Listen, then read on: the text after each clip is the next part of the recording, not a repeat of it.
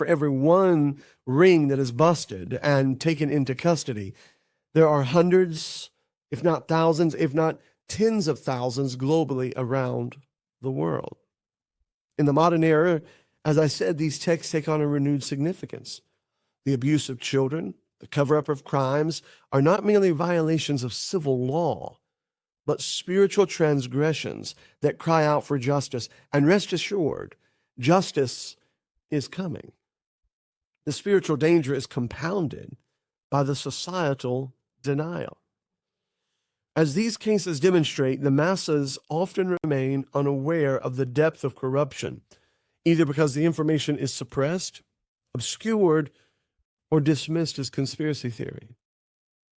Sadly, this lack of awareness allows sexual exploitation and occult influence to continue, hidden behind the veneer of legality, charity, or social respectability. Now, the fact of the matter is, we have seen global patterns like this for a long time, but we have definitely seen them uptick within the last decade, maybe decade and a half. The parallels between the Franklin allegations and the Dutroux affair suggest that sexual exploitations by powerful elites is not an isolated phenomenon. Both cases involve wealth and political power. Perpetrators often enjoy social standing or financial security. One of the problems we have in America is that our politicians do not fear us. None of them go to jail.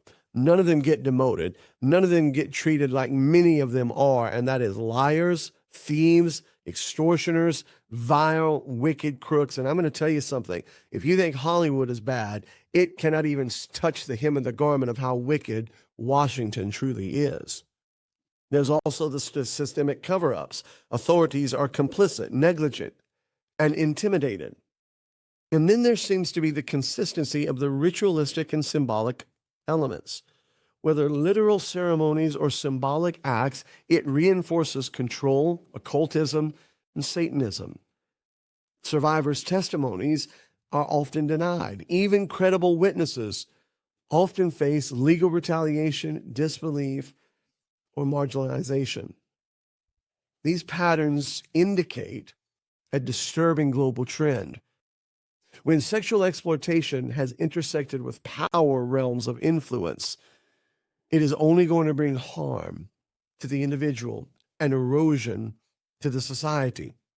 Communities lose trust in institutions, victims remain unprotected, and culture of secrecy grows as abusers become more powerful and the vile becomes the more norm.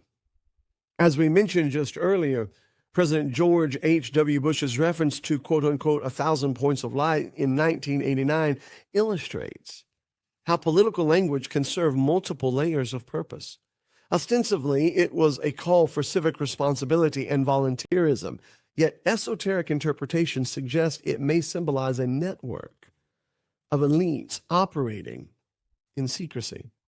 Just as the alleged rituals of the chateau leverage symbolic spaces to reinforce power, so too many languages and ideologies serve to mask or legitimize systemic corruption, especially when you think that in the Bible, stars are often referred to as angels and angels as stars interchangeably. It makes that 1,000 points of light a whole new ball of wax. Now, for those who study the intersection of political influence and occult practices and sexual exploitation, the symbolism simply reinforces the broader point.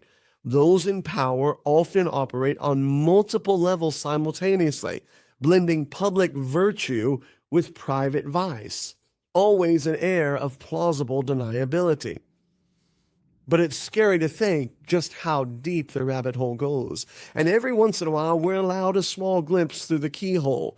And sometimes, almost as if playfully, almost as if toying with us, Hollywood will allow us to look through the back window and see maybe what we're not ready to see. A perfect example would be the 19...